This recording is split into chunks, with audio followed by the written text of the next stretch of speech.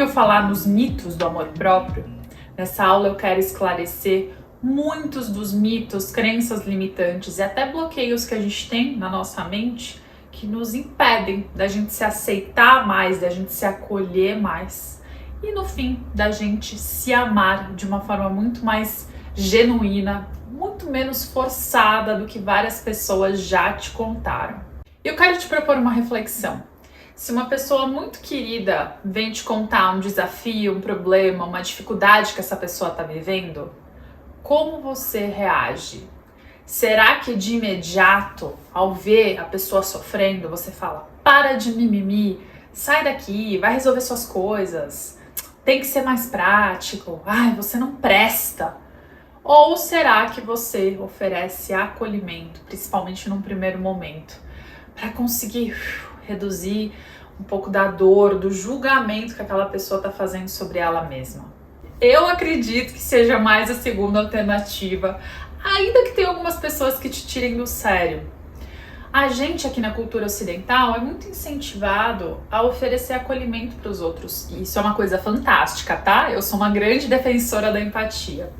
Só que a gente pouco aprende sobre oferecer esse acolhimento para nós mesmos, principalmente nos momentos que a gente mais precisa.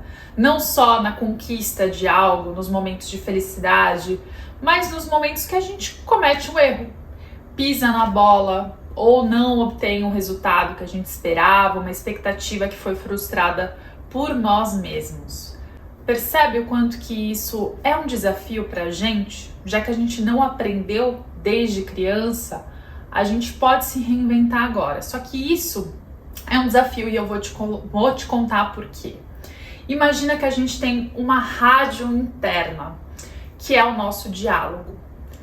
Como será o tom, a frequência dessa sua rádio? Eu gosto muito dessa metáfora para te fazer lembrar de sintonizar no canal certo.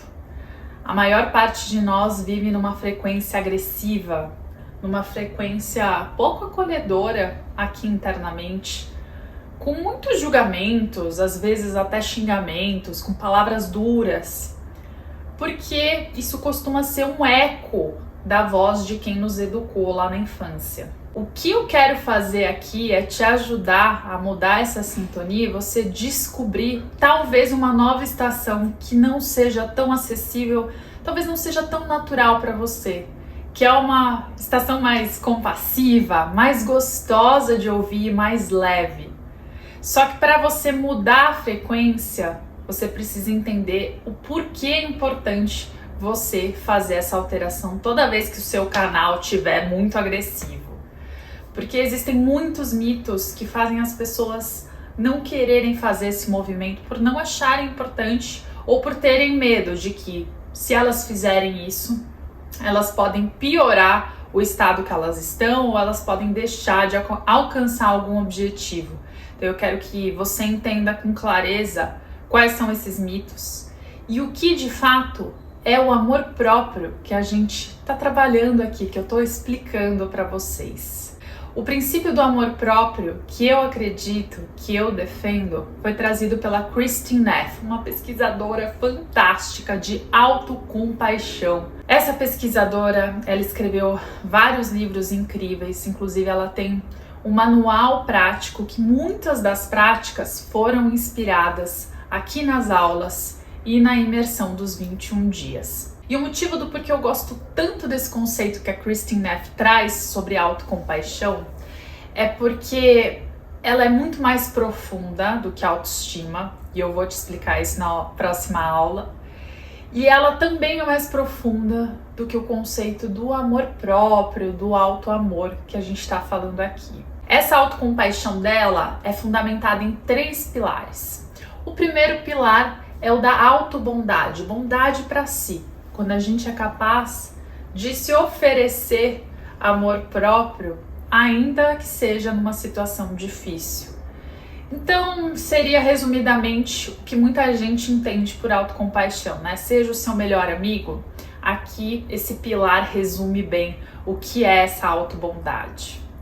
O segundo pilar é o que torna esse conceito da autocompaixão tão profundo, tão bonito e até mais completo do que o conceito da autoestima, que é o pilar da humanidade compartilhada. O bonito da autocompaixão é que ela nos faz nos lembrar de que todo ser humano, absolutamente todos, passam por alguma situação de sofrimento em maior ou menor grau, ainda que o sofrimento seja subjetivo, ainda que muitas pessoas tenham privilégios, mas todos sofremos. Esse é o desafio de viver. A vida é dura, é um desafio para todos.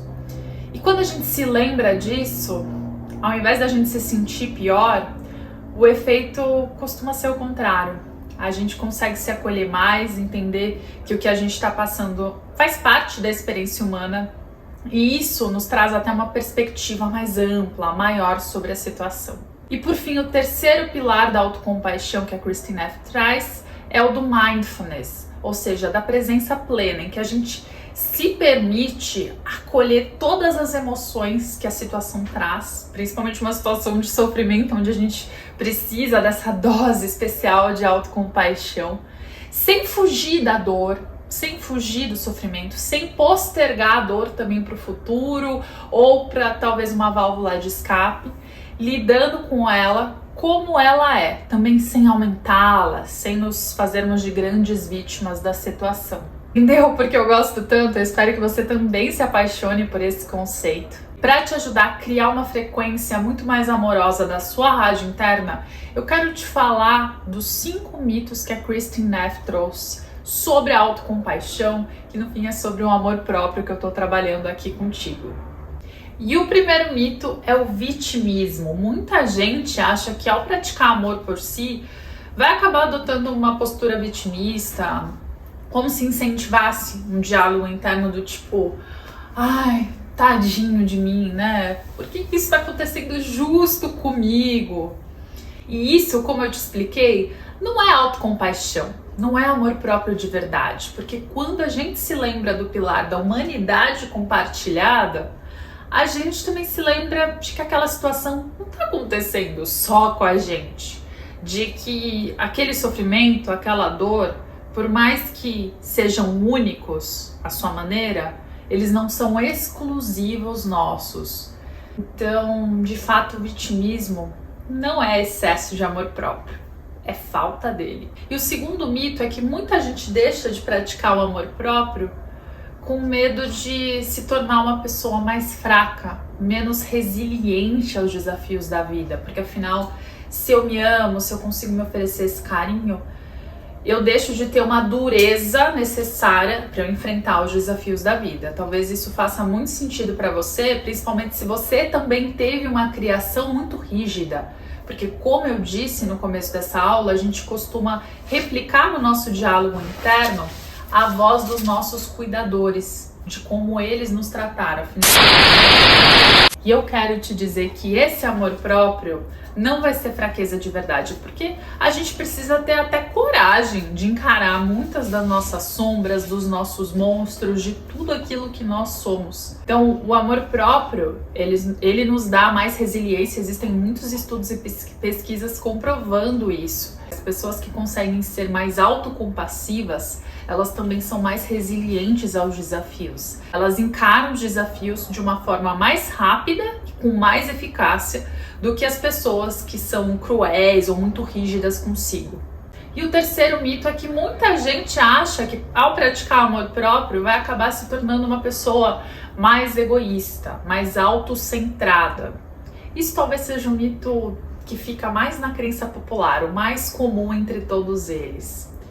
E como eu te expliquei dos pilares da autocompaixão, como ela nos permite acessar esse lado bondoso dentro da gente, porque a gente tem que se oferecer bondade num estado de presença plena. Quando a gente pratica isso, a gente automaticamente se torna mais capaz de oferecer também uma empatia e uma compaixão mais genuína para os outros. E é sempre o princípio da máscara de primeiros socorros. No avião, qual é o aviso de emergência que é dado? Primeiro coloque a máscara de primeiros socorros em você, para depois você conseguir ajudar as outras pessoas.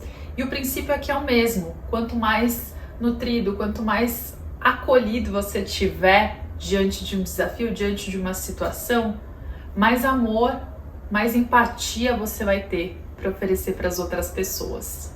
E o quarto mito tem a ver com os nossos objetivos de vida. Muita gente acha que ao ser compassivo consigo, vai ser mais difícil atingir os objetivos que tem, justamente por acreditar que essa voz interna rígida e dura é que motiva o suficiente, é o que dá disciplina para a gente correr atrás dos nossos objetivos.